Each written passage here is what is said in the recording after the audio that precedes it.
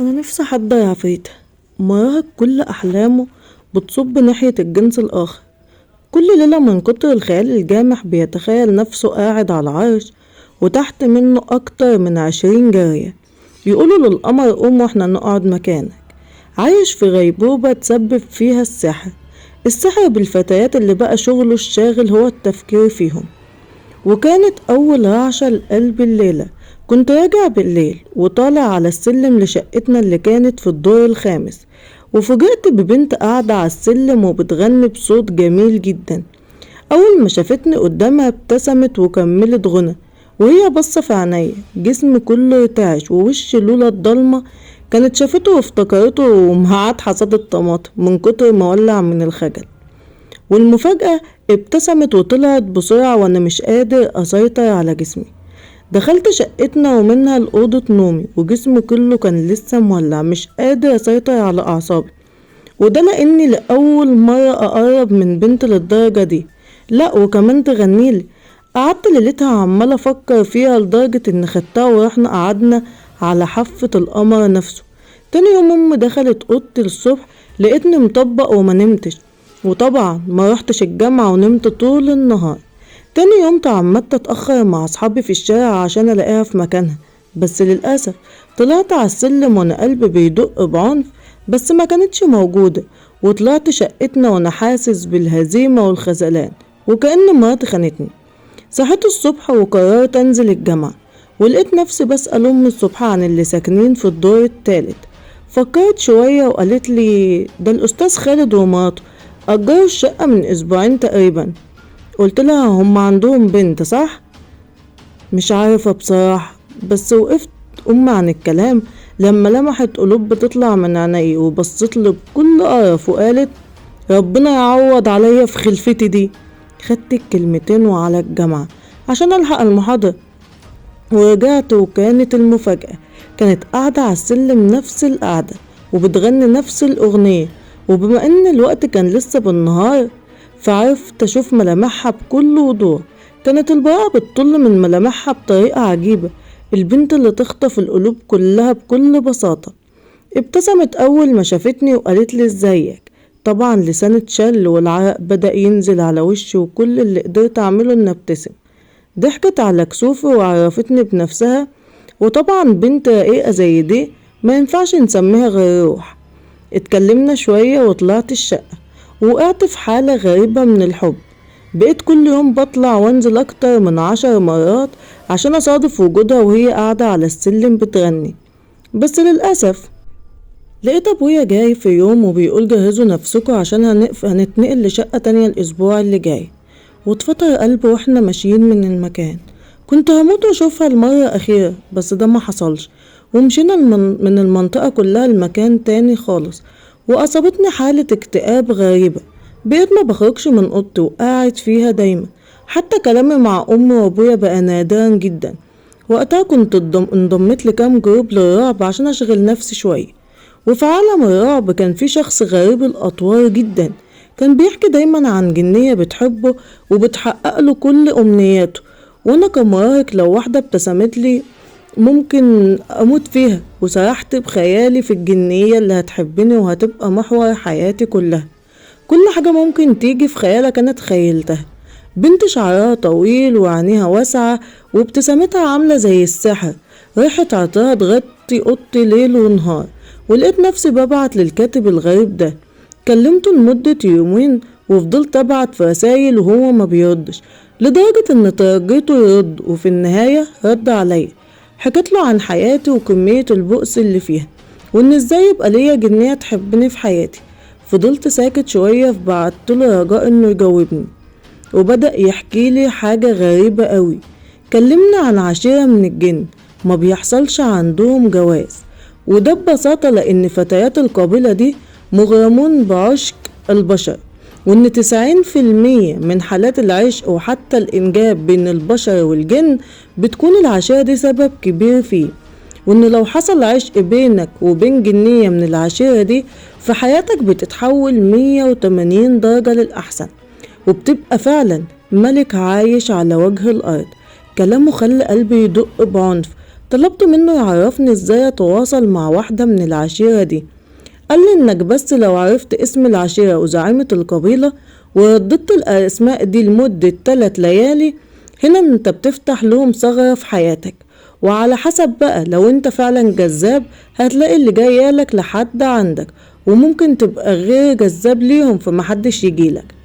وطلبت منه اسم العشيرة واسم زعيمة العشيرة.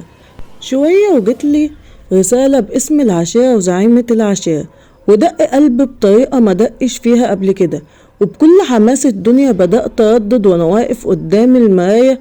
هما مجرد اسمين، اسم العشيرة واسم الزعيمة.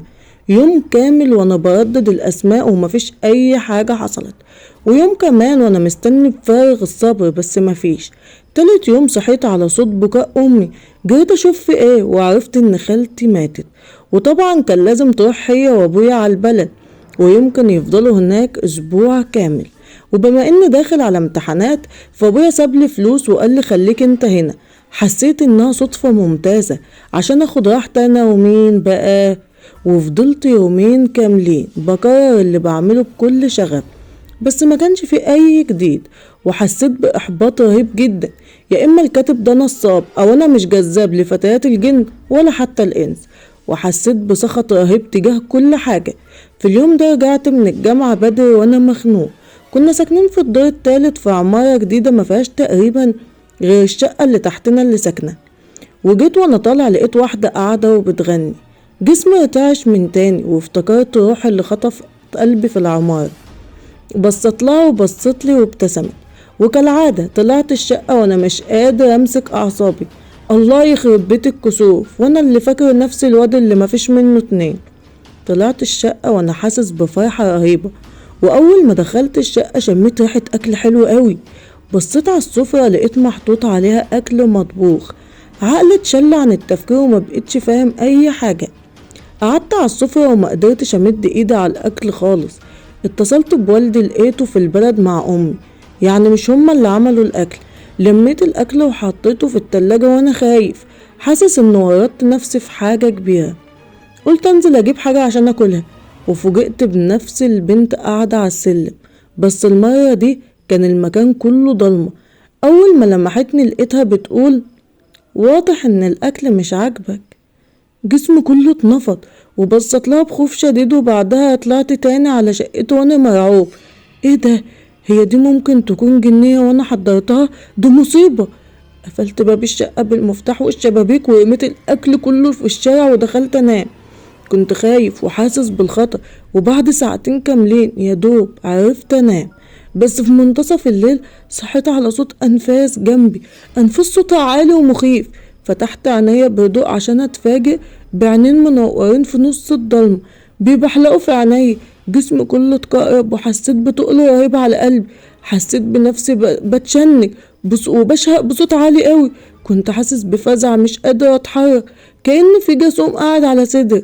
وفجأة حسيت بصوابع رقيقة بتحسس على وشي بهدوء شديد، وسمعت صوت بيهمس وبيقول في حد يخاف من واحدة جميلة زيي؟ فضلت اتنفس بصوت عالي واشهق لحد ما جالي الصوت من تاني بيقول انا كده هغضب منك. واختفت، ولقيت نفسي بتنفض من مكاني. فضلت استعيذ بالله من الشيطان وشغلت قرآن في الشقة كلها. فضلت قاعد للصبح مش عارف انام، جسمي ما استقرش غير لما الشمس طلعت ونمت. نمت بعد ليلة رهيبة من الخوف والرعب، وفي نومي شفت نفسي مربوط في ساقية، وفي بنت واقفة بتبتسم بتطلب مني اتحرك عشان الساقية تدور. ولما رفضت لقيت وشها بيتحول لشكل مخيف جدا، وغصب عني لقيت نفسي بتحرك. كان الموضوع مرهق جدا. ساقية ضخمة وانا مطالب افضل ادور، وحبل ضخم مربوط حواليا. كنت بنهج، العرق بينزل مني زي السيول، عمال ألهث زي اللي بيجري في سباق ما بيخلص. في النهاية صحيت من نومي، كان السرير عبارة عن بحيرة عرق، وعمال انهج وقلبي بيدق بهستيري. رجليا كانت شبه واقفة من الإجهاد، كأني كنت بعمل دفن الحقيقة. صحيت من نومي ورحت اخد دش، وفوجئت بأكل مطبوخ ومحطوط على السفرة. انفعلت ورميت الأكل كله في الأرض، وخرجت من الشقة كلها. بس في الدور التاني كانت قاعدة، وأول ما شافتني قالت حد يرمي الأكل كده؟ انت عنيد. وانا قربت أغضب، بصيت لها بخوف وطلعت أجري على فوق تاني. قفلت باب الشقة وقعدت ارتعش مكاني. أنا ايه اللي عملته في نفسي ده؟ قعدت على السرير وانا مش قادرة اتحكم في جسمي اللي بقى بيرتعش كل شوية. لحظات بس وقطع نور الشقة كله، وقعدت مكاني اتنفض وابص في الضلمة يمين وشمال، وسمعت صوت الهمس من تاني، مش مشتاق ليا؟ واتنفض جسمي اكتر واكتر، وفي لحظة لقيت جسمي متكتف في السرير وكأنه مربوط بالسلاسل، وحسيت بجسم فوقي. وفي لحظة لقيت نفسي مربوط في الساقية، وهي واقفة وبتطلب مني اتحرك، وغصب عني بدأت اتحرك. كنت شايفها مستمتعة قوي وانا عمال انهج وادور في الساقية من تاني، وكل ما كنت بقع كانت بتغضب، وكان وشها بيسود وبيتحول عشان اتفزع واتحرك من تاني. وسمعت همساتها تاني بتقول لو كنت بتاكل الاكل اللي بعمله كان هيبقى عندك قوة بدل ما انت ضعيف قوي كده. وفضلت ساعات ادور في الساقية لحد ما فقت. حاولت اقف على رجليا ما قدرتش، والمخيف ان كنت عاري تماما. فهمت المصيبة اللي كانت بتعملها، وفهمت يعني ايه كلمة مش مشتاق ليا. فين وفين لما قدرت اقوم واقف ولقيت اكل محطوط على السفرة. جريت عليه وبدأت اكل بكل لهفة. كنت حاسس ان هزيل، بموت من الضعف والتعب.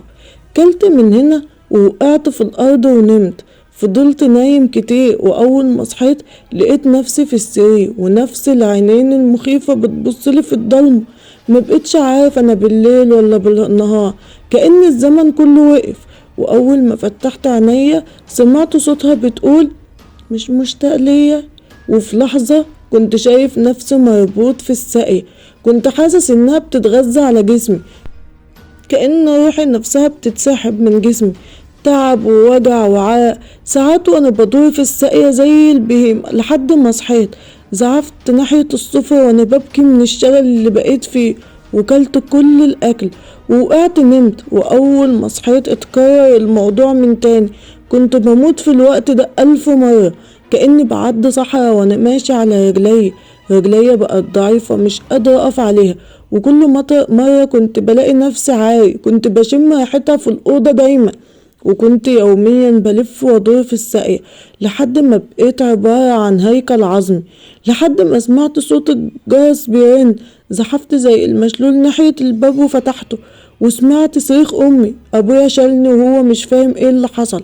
كنت شبه الموميا، جسمي وصل ل30 كيلو، وعناية بقت بارزة، ووشي بقى نحيف.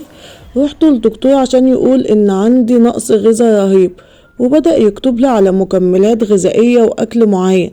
بس للأسف كنت كل ليلة بدور في الساقية لحد ما صرحت والدي بكل حاجة، ودخنا على كل المشايخ والصحراء.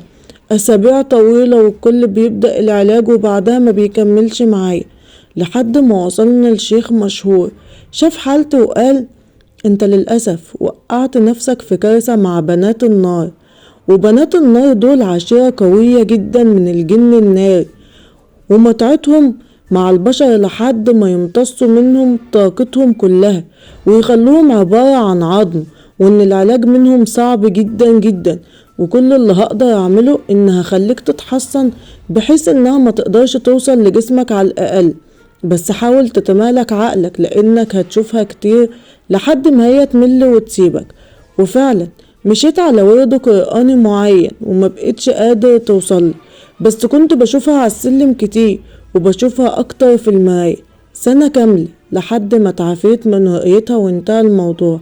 بس ده للأسف مؤثر عليا جدا، لان ما بقيتش بنطق زي الناس، وبقيت بمشي زي العرج، حتى شكلي عجز يجي 20 سنة قدام.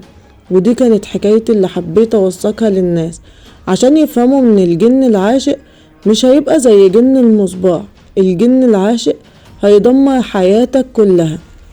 وكانت دي نهاية حكايتنا النهاردة. ما تنسوش اللايك والشير للفيديو وللقناة كلها. بشكر كل اللي وصل معايا في الفيديو لحد هنا. كان معكم زيزي، استنوني في فيديو جديد وحكاية جديدة، وإلى اللقاء.